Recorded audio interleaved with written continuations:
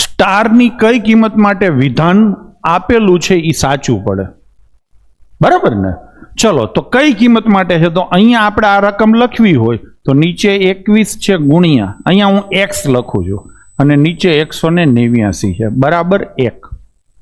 સાદું રૂપ આપશું તો આ x અને x નો ગુણાકાર કેટલો થાય? x નો વર્ગ. આ 21 અને 189 ક્યાં જશે? સામે. હવે તમને ખબર છે કે વર્ગ આવ્યો એટલે આ બાજુ વર્ગમૂળ થાય.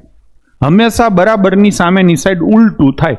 વર્ગ હોય તો સામે વર્ગમૂળ થાય, ક્વેશ્ચન માર્ક અથવા x વર્ગમૂળમાં હોય તો સામે વર્ગ થાય, બરાબર ને? તો અહીંયા તમારે આનું વર્ગમૂળ કરવાનું થશે. ગમે ત્યારે વર્ગમૂળ કરવું હોય ત્યારે 1 થી વધારે સંખ્યાઓ આપેલી હોય ને તો એનો ગુણાકાર ના કરાય. જો મોઢે થતો હોય તો કરાય પાછો. ટૂંકમાં દર વખતે સંખ્યાઓ પ્રમાણે આપેલી રકમ પ્રમાણે ગણતરીઓ બદલાય. આ વસ્તુ હજી સુધી ઘણા બધા ગડબાવ સમજતા નથી અને કારણ વિનાની કોમેન્ટો કરે છે. તમારે ગણિત શીખવું હોય તો દરેક પ્રકારના આંકડાઓ માટે દરેક પ્રકારની વસ્તુ હોય. વસ્તુ 4-5 જ છે. તો અહીંયા ગુણાકાર કરવા બે તો તું બઠ્ઠો વળી જા.